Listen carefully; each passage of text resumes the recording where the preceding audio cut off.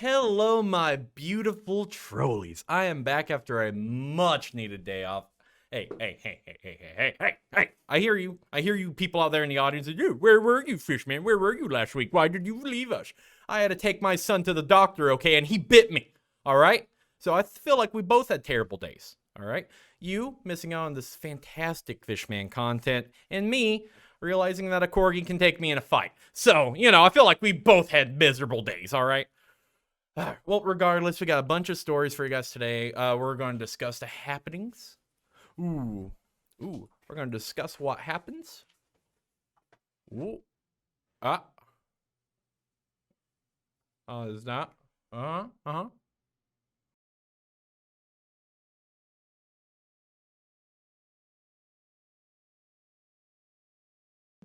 bad, guys. Yeah. Our bad. All right. So, all right. Keep with the flow of the show.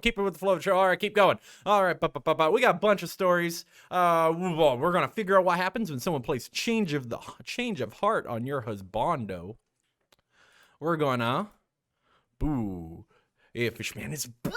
Oh, yeah, baby. Is there a problem? Hey, that's what I thought there was. Hey, but apparently no. Oh, yeah. We're going to discuss what happens when someone plays change of heart on your husbando and what you should do about that. We're also going to be talking about, does Watsy really care about their content creators? Do they really care about the streamers that they say they care so much about? And finally, we dig so deep into the digital dirt about Bandai's new reprints. We're going to figure out what exactly that means for the Digimon card game. All that and more as we splash on into the fish tank. Cool, snazzy intro scene to another scene. All right. Hey, we do what we got to do. I'm flying solos now. All right, it's fun. So, chat. Let me set the stage for you for our next story. All right. So. You're a happy duelist, and what would assume would be a happy little duelist marriage, right? And to another fellow duelist, right? You recently find out that this duelist has been dwelling in another duelist's abyss. So what do you do whenever you find this a little bit out? What do you do whenever your husbando has been using the heart of the cards as the heart of the thoughts, all right? What do you do whenever you find this information out? Well, if you're anything like this amazing gamer from Japan, seriously, she's the front runner for our Gamer of the Year. Oh my God, it's super great. Oh, interwebs trying to be dumb on our end. All right, so let's go in. Let's talk about. This fantastic little fishy gamer. Wife takes revenge on cheaty husband by auctioning his Yu-Gi-Oh collection for millions of yen. That is the name of this article, my dudes. All right. So, I'll let you guys know. All right. So to set the stage, in Japan, a wife recently found out that her husbando, if you will, that this little wife who found out her husbando was cheating on her. So what would you do, chat, if you were in a happy little duelist ship with another happy little duelist, and you find out that they were cheating on you? Well, this duelist found his collection of old school OCG booster boxes. And whenever I say old school, I mean old school. I'm talking Magic Ruler, I'm talking Pharaoh Servant, I'm talking Curse of Anubis, which by the way is Ancient Sanctuary for you non-OCG players, Thousand Eyes Bible, the Mythological Age, and Spell of Mass. By the way, OCG names for Yu-Gi-Oh sets are like lit AF, guys. Like Thousand Eyes Bible, my God, that sounds like a name of a dope movie. Ooh, yeah. So, let me fix this so I can read off my story, so we're not giving you guys just a little copy pasta off the article. Boo,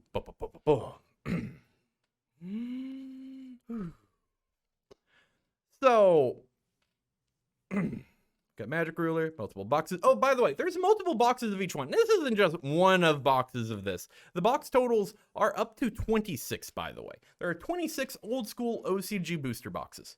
Now, it's really hard for me to put this into words or to look at these boxes out seeing like a Scrooge McDuck pile of money, because that's what those boxes are. If you guys have looked at any of the TCG old booster boxes, you'll notice something. all the old ones, all the DM sets. Heck, you'll notice that even the GX booster boxes right now are just going up and through the roof. And the same thing's happening over there in Japan. The hobby industry and the collection industry is booming right now. Ooh, those are a masterpiece. But no, about OCG versus TCG is Babushka is drunk. OCG and TCG is just nappy. Babushka is, hey, Babushka just knows how to party, all right? He's the terribly party tapir. Boo one. Hey, what's up, Panda? How's it going? Ooh, I would be broken. I would never love again. Evo, you're great. All right. So this waifu discovers her husbando has been falling into another duelist's bottomless trap hole. So she immediately posts her husbando's collection on the Japanese Yahoo, which is what they use for auctions. I don't know why they're not using Japanese eBay. You know, it's whatever. Hey, you do you, girl. You do you. We're not judging. She posts this collection with the whole picture of the booster box and everything with this title. As an act of revenge against my husband for cheating, I have decided to sell his collection. She goes on to say in the post, the items are unopened, so I would be happy if I could get a good price on these. The boxes I have been on the shelf with the cover on them, so they're not even dusty. So this nerd, not only was he cheating on this fantastic little waifu, this fantastic wife, but he was also covering his collections with a blanket. So there's no dust on them, all right? That's fine. One of her husbands saw the listing and was like, man, gotta get that. Oh, we'll get to that. Oh, we'll get to that, Turtle. Jess, you wait. We'll get to that a little bit. All right, so, boom. I don't have much familiarity with collectible card games, but to my untrained eyes, these items have no damage or tearing, so please accept their collection as is. Thank you. And that was it on the post. Well, the auction happened last Saturday, and after an afternoon full of intense bidding, like I am talking like intense, like this auction went on all day, guys, all day. And after an entire day full of intense bidding, she walked away with 6.5 million. That is million yen, which translates to about $62,000 whenever you convert them to freedom bucks, which coincidentally is exactly 500 fish fun bucks, by the way. You know, hey, fish fun bucks, new crypto coming out. Ooh. So I was terrified whenever I heard about this. I thought this auction would get the standard internet treatment, especially with just how, you know, hobby players, hobby enthusiasts are. You know how we are, you know, real soft the earth people. Thought this would get the standard internet treatment and a bunch of hate from some scrubs who can't comprehend that the 5D chess this waifu is playing with her husbando collection. I was pleasantly surprised to find the comment section was actually really supportive, and it's full of amazing comments like, the wife played Burst Stream of Destruction. By the way, that's a classic Yu-Gi-Oh joke. I am laughing on the inside. And my personal favorite, I wonder if the husband is bidding to get his collection back. So yeah, Tortle, I 100% think that this dude was in that.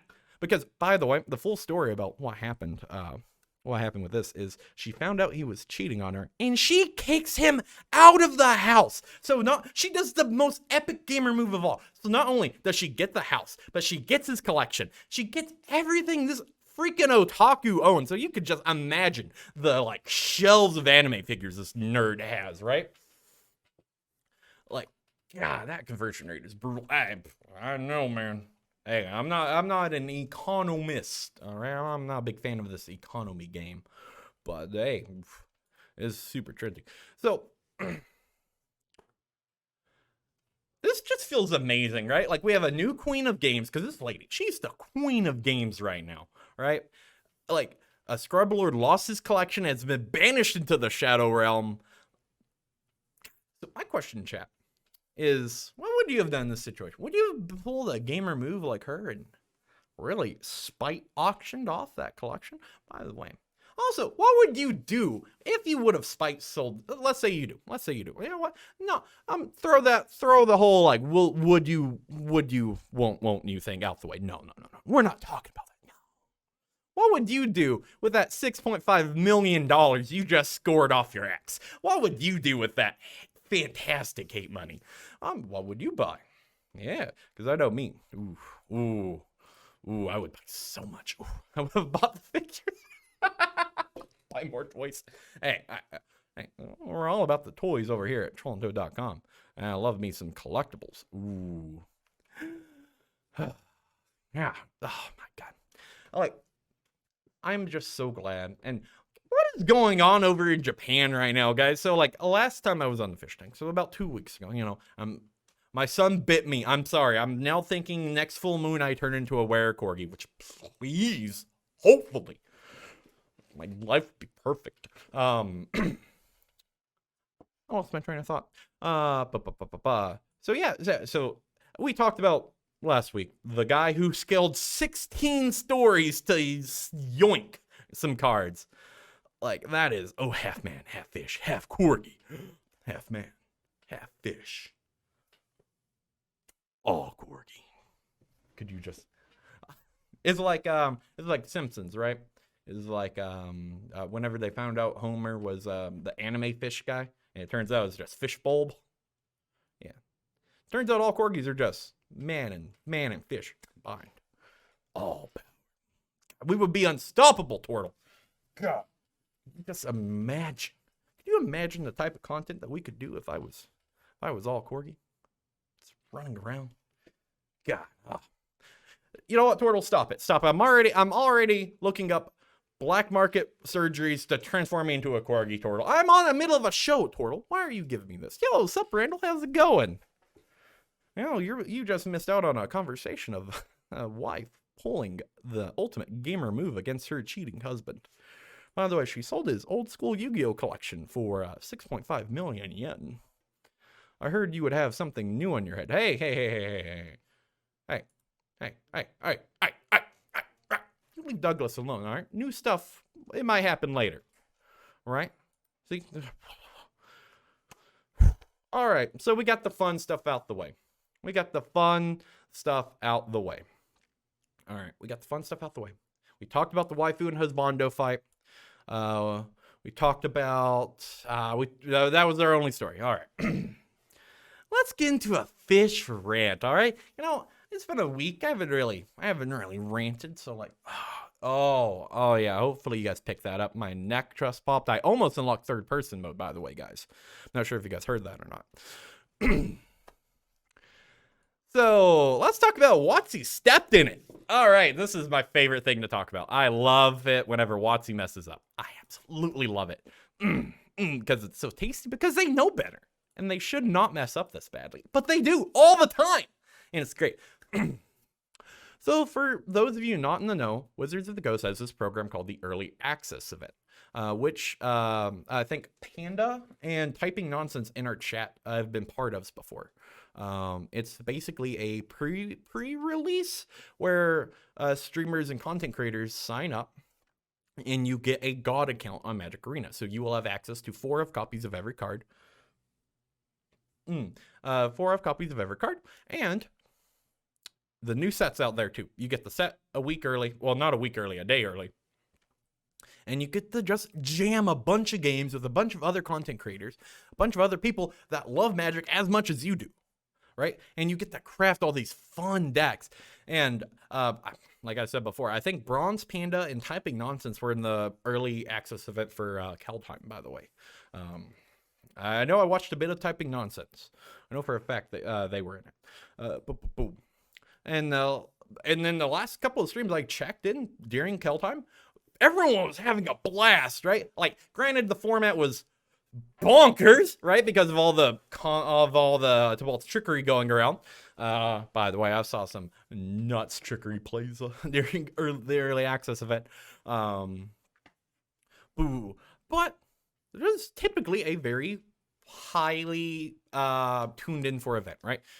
We see multiple times during the early access streams, multiple pros get higher viewership than on the Magic the Gathering's own Twitch channel during whatever the Pro Tour event is, right?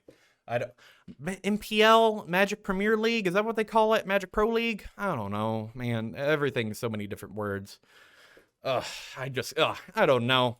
So, typically these events are a day before the actual release. So, like, it's like the Wednesday and Thursday before the Friday whenever a set comes out and hits and launches on Arena.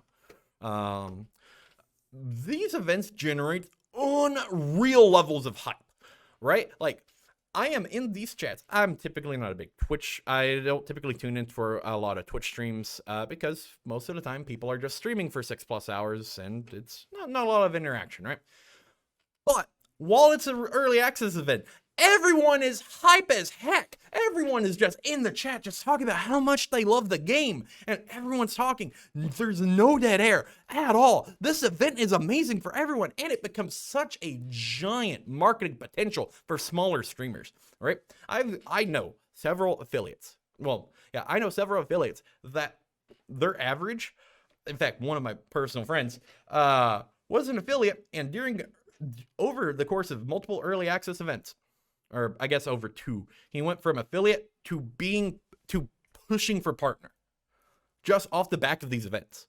And for you guys who aren't in the Twitch know-how, that's the difference between 5 average viewers and 75 average viewers. All this from early access events, right? Because people tune in to watch new players. Well, not new players, but to watch new cards and new card interactions be played, right? Unfortunately, sometimes in your early access events, you get the people who are like trying to spike the event and just go through and have a winning record or whatever. Yeah, Tapping got so many viewers during early access. It's really sad they didn't do it for this set. Yeah, all right. Yeah, exactly, Panda. Yeah, Panda, if you want to talk about your experience with your early access event, feel free to, because that's what we're talking about, and you have firsthand experience with it too. It's like just unreal levels of hype. You would think a company such as Hasbro, because it's Hasbro. I'm not referring to WotC as WotC. This is every bad thing will now be Hasbro's fault. From now, can we stop blaming Wizards of the Coast and start blaming Hasbro, the people who are actually telling WotC to make these terrible decisions? Start blaming Hasbro, stop blaming WotC. So, you would think that Hasbro would cancel this event way ahead of time, right? Like, you would think they would send out something probably at the start of the month to, like, all the content creators. WotC contacted us, though, for this set. Ooh, at least goodies to attract people. We'll see. Yeah, we'll get to that, Panda. We'll get to that. All right. So you would think they would give you this info a month ahead of time, right? Or at least probably at the start of April, right? Be like, oh, hey guys, we're not doing this. Well, many of my sharp trolleys have already figured this out. That didn't happen. They got the email Tuesday. They got the email Tuesday. The event happens Thursday-ish. I think it's like Wednesday to Thursday. I think time zones matter. So, this is the email WotC sent out. By the way, this is last minute, by the way. All right, so I'm going to do my best Rosewater or Gavin impersonation. Good morning, Magic players. Thank you for being an integral part of our Magic community and for our previous participation in MTG Arena program and early access events. As we continue to build our community program to support creators all across multiple platforms, Wizards has made the difficult decision to discontinue early access programs going forward. Because Gavin always has a big smile on his face. The Content Creator Program Discord will remain active and serve as a hub for all future creator opportunities going forward.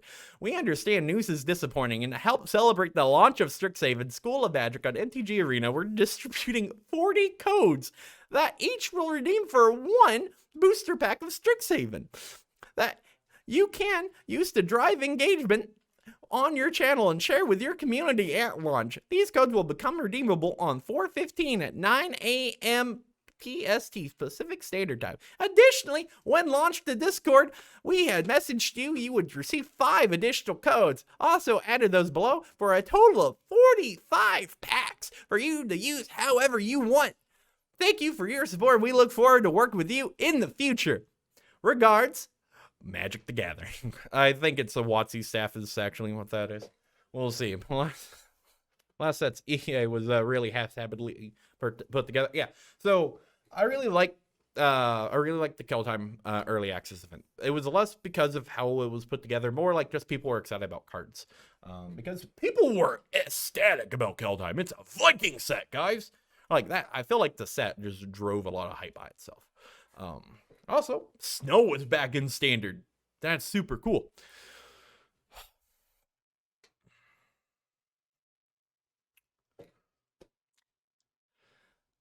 So, not only do you not get an event that is absolutely amazing marketing for you, which is what you want, by the way. You want the viewership. You couldn't give a crap about anything else. You just want people tuning into your stream. So, but you threw it away. And so, here's 40 packs, so you can give those out to your community or crack them yourselves. We don't really care. Why would WotC do this, okay? Like, that's my thing. Like, my writing, you can tell my script is very haphazardly just dashed together this week. You guys could probably tell that. That's partly because I've been struggling with just the thought. I didn't put that with MTG, MCC, got a lot of crap thrown at him. He didn't deserve his, he's just the face, not the people planning the event. No, totally, 100%. I have no idea why people, I love Vikings so much too. People need to stop relating people in front of them to like the face of a corporation, right? Like, it's not that person's fault. It's everyone else behind him. That one person didn't cause that entire thing to fall apart. It's everyone else behind him. He got threats that's so unfair. Yeah, that's also another thing. People are getting wild on Twitter. Wild on Twitter, wild on Reddit. Like, it's becoming a very dangerous place out there if you're making any Magic stuff. Oh boy, people are getting wild. So, I've been trying to think, like, why would they do this? All right, so why would WotC kill off what many would assume would be their premier type of coverage for the new set, right? I mean, there are way more people that tune in to the early access event than they do for the MPL, right? Like, it's the only time I watch Magic content is during early access. I want to see the new cards play out. That's the only time I watch stuff because it's super exciting because everyone else on Magic Twitch is just trying to solve a format, right? Or at least all the heads up people, all the heavy people. They're just trying to solve the format or whatever. I want formats to be cracked, right? I want people to discover new decks. I want to be in someone's chat. For example, Urian Doom Foretold was a huge player in Standard before Kill Time.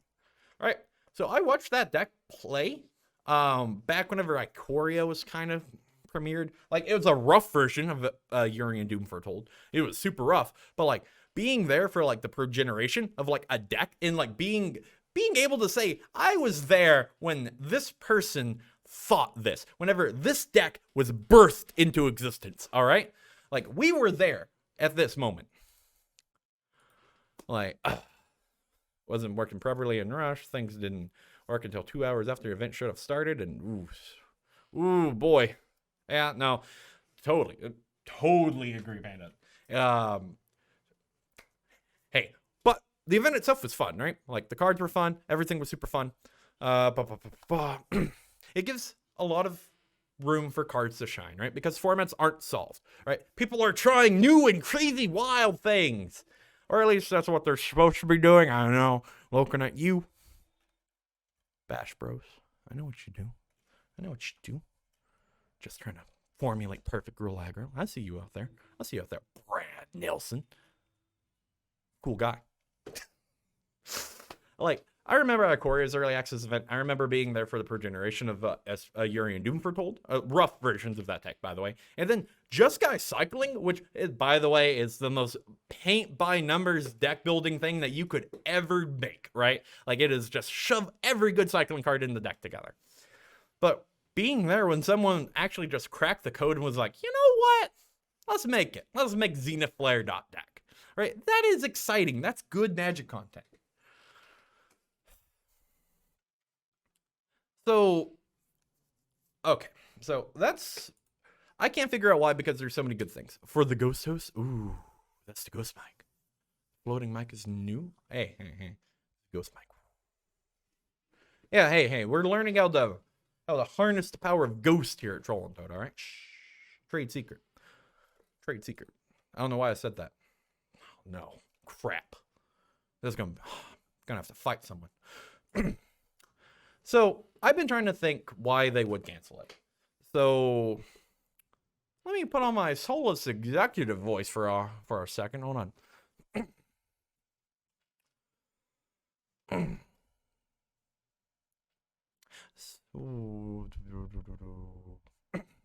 So I'm hearing why you players like the early access event. And let me tell you why I, Suit and Tie Man, hate the early access event.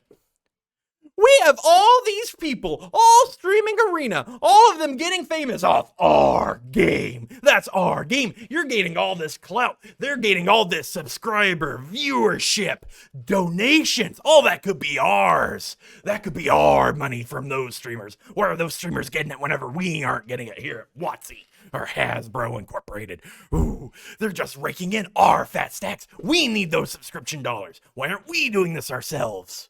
Ooh. We have to find a way to end this. We have to start a whole new Arena subscription service. Oh, yeah, you heard us right, nerds. Yeah, here at Hasbro, we heard you loud and clear. You love early access events? Well, say no more. Why not charge you guys for early access? Starting with Strixhaven, we are rolling out our early sub service for the low price of $49.99 a month.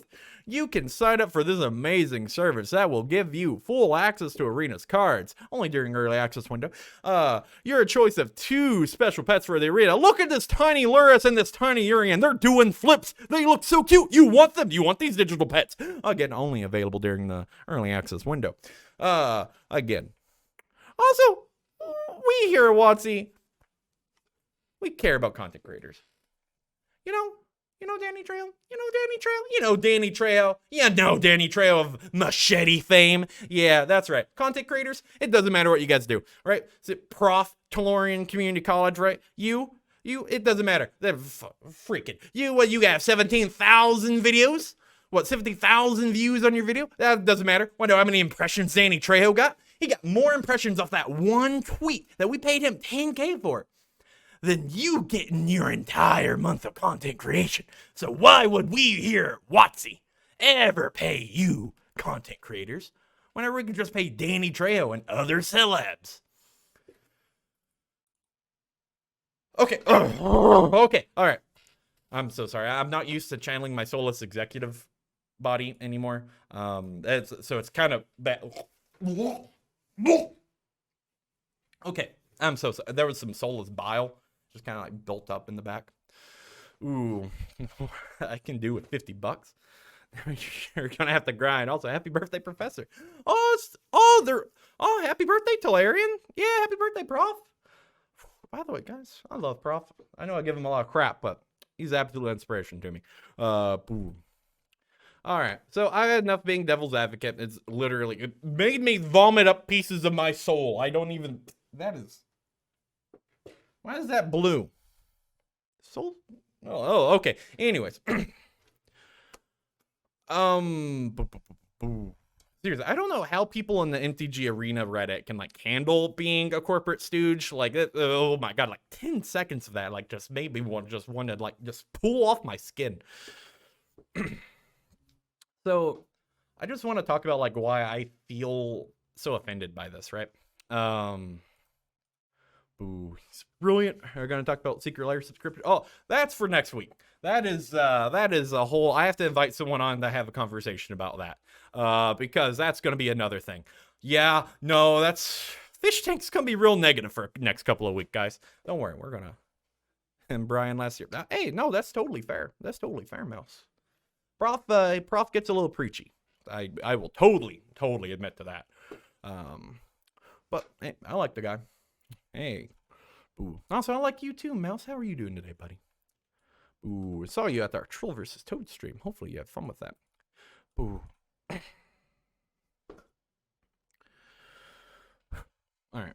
So, jokes aside, this is painting like a very dim picture of MTG's future for content creation. Which is a shame since in my head, I come from a time of the Magic Show. For you guys who don't know, it's a little show that premiered in the mid-2000s. It's a show created by Evan Erwin of Magic Mike's fame. By the way, big shout out to Evan Erwin. Without the Magic Show, I wouldn't be here. And more specifically, in a world where Konami banned people from doing deck profiles.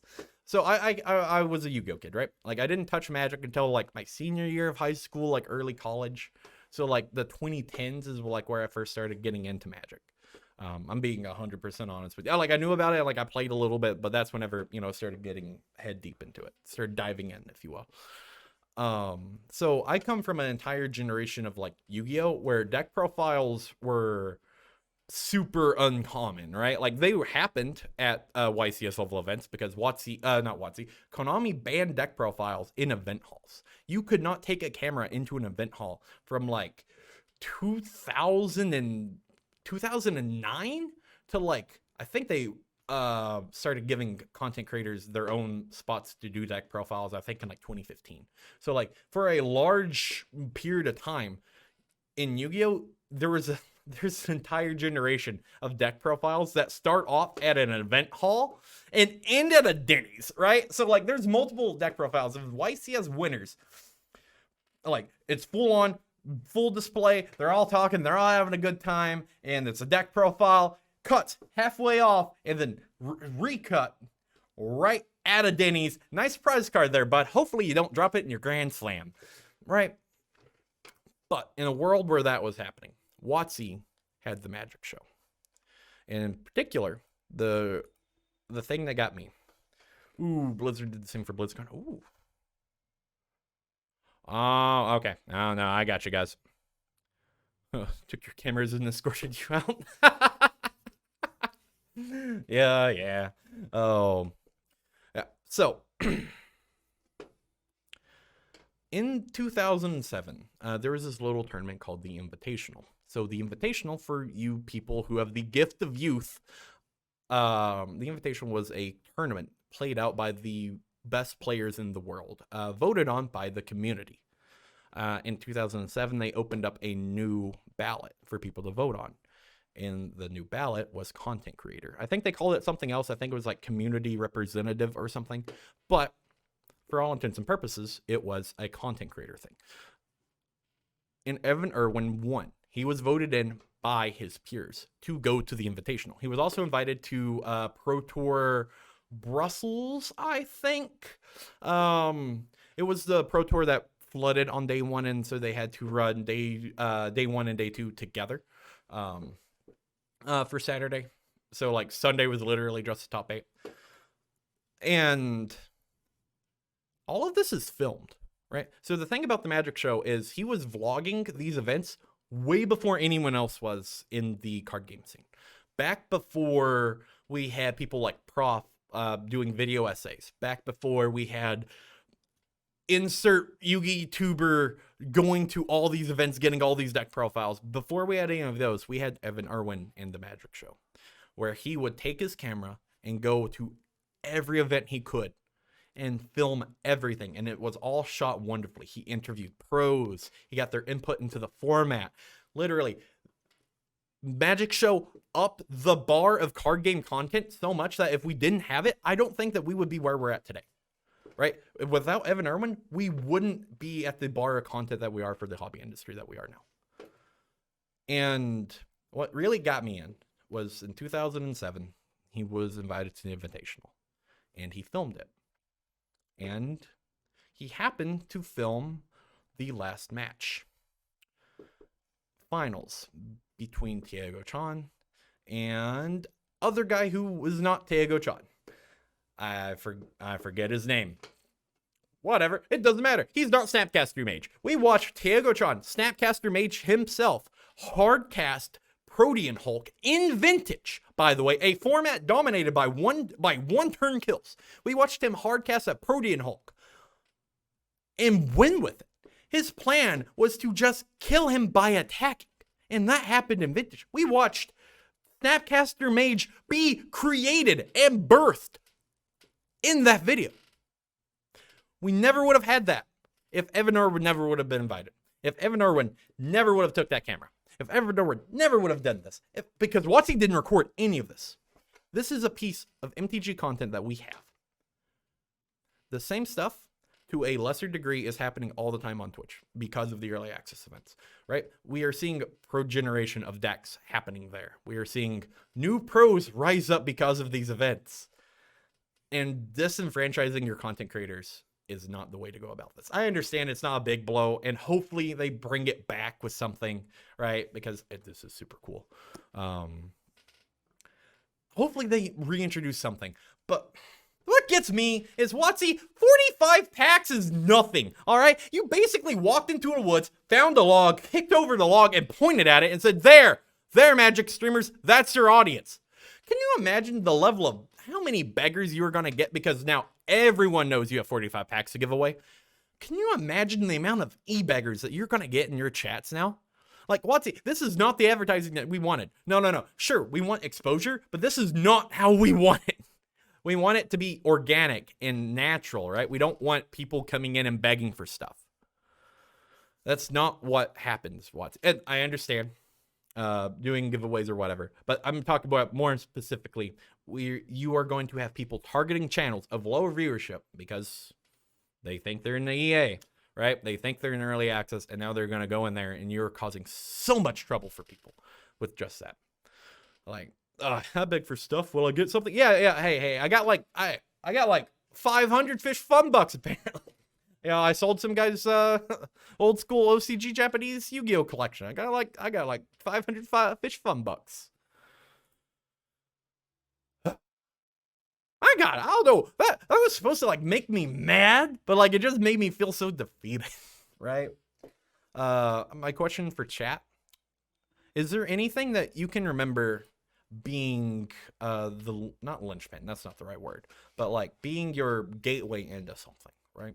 For me, it was the Magic Show. Without the Magic Show, I never would have discovered Magic.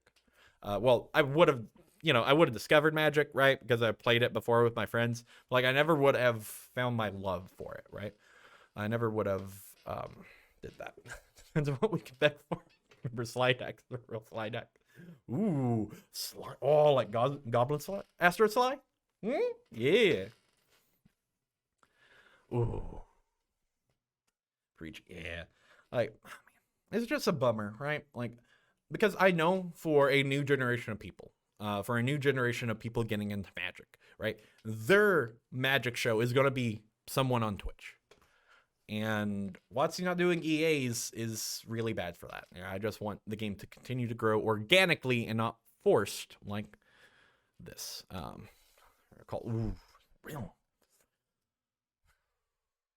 All right. Like, is this all because of secret layers, Watsy? Like, I don't know. I'm just grasping at straws now, and I have a slapdash written script. Oh yeah. So, also the thing about Magic Show is, guys need to go watch it now. Because I'm running into this issue where Evan Irwin used a lot of mid-2000s soundtrack, right? And it captures the mood perfectly because that is a time capsule, right? The Invitational for 2007 is a time capsule for for that state of time. And it's perfect. And that's the nostalgia I want. It just takes me back. Oh my God, it just takes me back. Just hand me a bag of pepperoni combos, a big old thing of Code Red Mountain Dew, and make it like 7 o'clock in the morning for me and my buddies driving to just show up at a tournament to play in. And God, we're going to make top 8, and we know it's great, and we know that we're going to have a fun time, and it's just in the morning, and it's, God, everyone's tired because we got no sleep, and we're all just drowsy, and we're all just yelling at each other because we're all just fueled off hype. That's the nostalgia I want, Wizards. That's the nostalgia I want, and you can't sell it to me. Make a secret layer out of that, Watsy. Do it. Make it out of that nostalgia. You can't, because you can't print that. I felt my anger. All right, that's good. Digi news.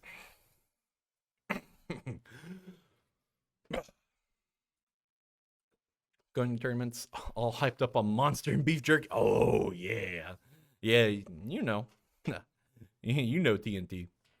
Ooh, it was all go to events and wait for bi-monthly magazines. Oh yeah, it was Scry Mouse. Oh, Inquest too. Ooh, yeah, we didn't have that back in the day. So long ago, there was very little online for Pokemon Magic. Oh yeah, I guess for you guys it could have been just reading an article from Scry, right? Or my big thing was Beckett for Yu-Gi-Oh! And I remember seeing this Shadows of Infinity picture. It had Raviel, the Lord of Phantasms, on it. And I remember going to Kroger and just going immediately in their magazines and just finding the Becketts and reading them. Like, that was before I got the internet back in my little holler. Back in, my little pond. That's how I read up on everything. First troll ad ever was in Scry Magazine. Yes, it was. Yeah. Which makes sense, because Scry Magazine back in the day was the big house. Oh, yeah. All right. I got some other news for you guys today. So, for you guys not in the know, Bandai is supposed to be releasing reprint waves of 1.0 and was at 1.5. So on 4/11, the Digimon card game Facebook released this press release. Hello, Digimon Tamers! This is how I picture Bandai sounding. The pre-release and release events for the Great Legends BTL 4 and Starter Deck 4 through 6 has been postponed. Pre-release June 4th to June 10th. Release June 11th. In addition, Premium Pack Set 01, 2 sets of Set 1.0, 2 sets of 1.5, and 2 promo cards will now be released on May 28th, so they push back the special editions. We have now reopened the BCC registration North America and Europe for Great Legends for stores to finalize their events arrangements. Latin America stores should contact SoQ Hobby for updates. Stores in Oceania should contact TAC Games. To our users, we kindly ask you to contact your local game store to confirm the pre-release participation and registration by the revised deadline, Monday, March 3rd. We would also like to briefly update everyone on the product availability. As previously stated, March 10th, a reprint of Booster 1.0 and Set 1.5 arrived at distributors at the end of March. Further reprint waves of boosters and starter decks 1 through 3 will arrive in distributors June 10th. June, July, and August. Not June 10th. June, July, August. Furthermore, BTL4 Grey Legends has been reprinted in advance of its release in all distributors in June and July. Starters 4 through 6 have also been reprinted in advance of their release. We will all have distributors in August. Will arrive at distributors in August. Due to pandemic's effect on production and freight logistics, there is a possibility of further delay of these products in distributor store level. Please ask the local game store to contact the distributor to specific information. So basically, everything's been delayed. They're saying that another reprint wave is at 1.5 and 1.0 is arriving in June, July.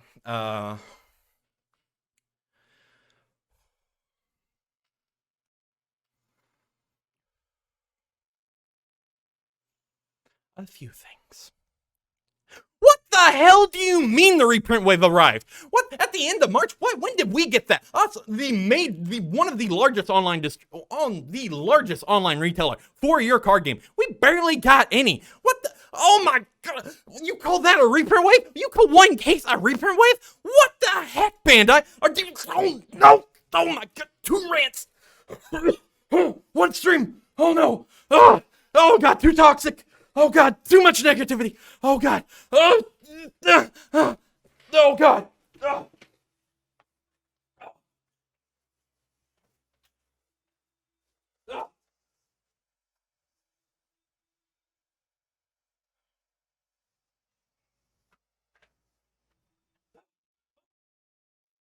I'm changing. No.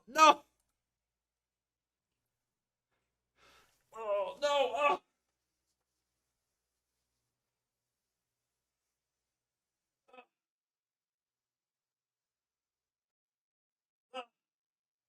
No.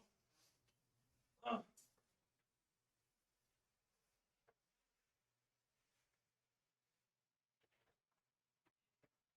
Good.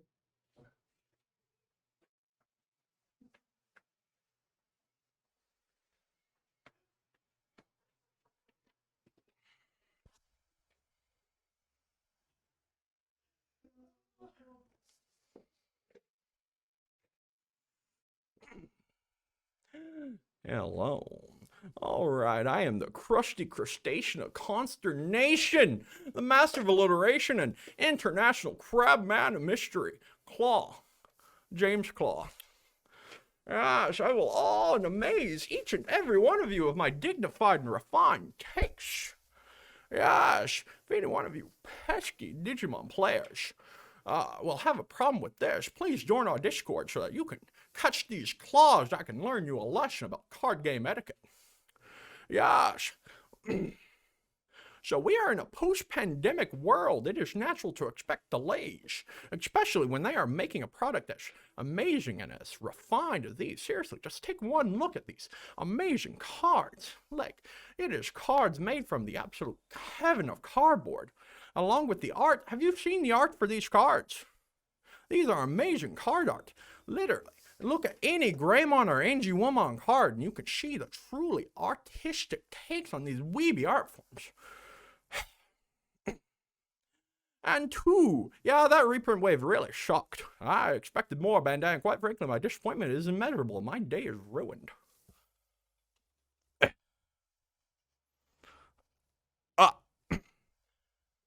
However, there is a light at the end of this tunnel.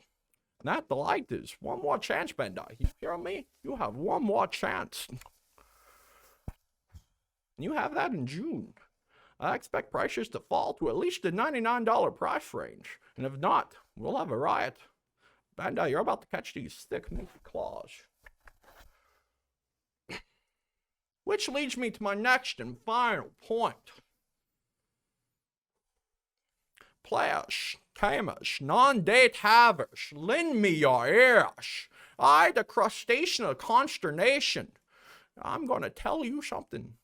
It's something you're not going to want to hear, but it's something you have to hear. Boxes are never going to be less than $100 ever again. Unless we get a massive reprint wave. Now, I'm talking at least twice as big as my thick, meaty claws. Now, if you could tell, my claws are massive. So if they're twice as big as this, my God, we're going to need a bigger room. And even if that did happen, do you know what would happen to the price of your card shingles? Now, they would go through the floor. And I'm not talking about this Digifloor. No, I'm talking about this IRL floor. You know, the place where you find your food and your clothes? Yes, that place. Yes, that's where the prices are going to go. If shingles aren't worth having, then your boxes aren't worth busting. That means your boxes aren't worth buying. You know what happens to your game then? Your game turns into Force Will. No one wants their game to turn into Force Will. You don't want it to be on life support for 4 years and everyone thinks it's already dead, but you somehow keep printing sets for it? No one wants that. No one wants that. Now, don't get me wrong. A reprint wave is needed. Now, but there needs to be a balance, right? Now, we can't just reprint everything into the ground now, can we? No. No, there needs to be a balance. And that balance to me is somewhere between a $100 Omnimon and a $10 Vmon, which is a rare, by the way. The rare should not be $10.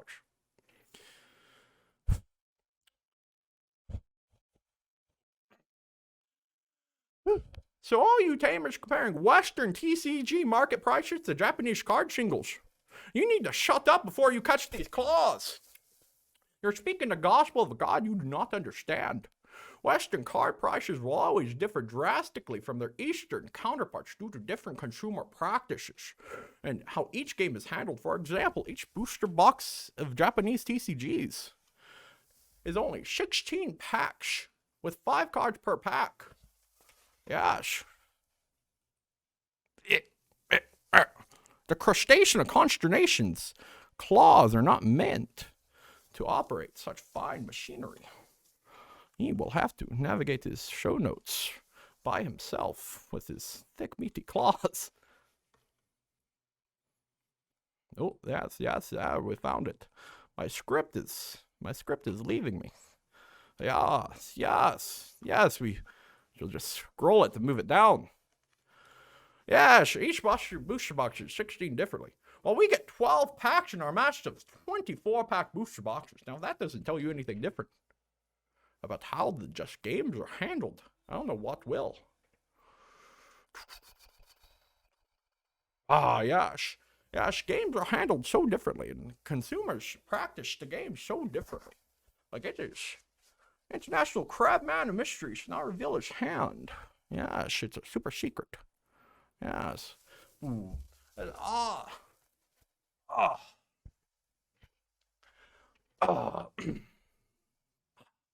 Yes. As it would appear, as my hand has revealed itself, that all the toxins are dissipated from my body. So my time in this fishy body is coming to a close. But before I do, hopefully you enjoyed this consternation content. And hopefully, if you do, go over to Gaming Fishman at twitch.com and follow him for all this amazing consternation content.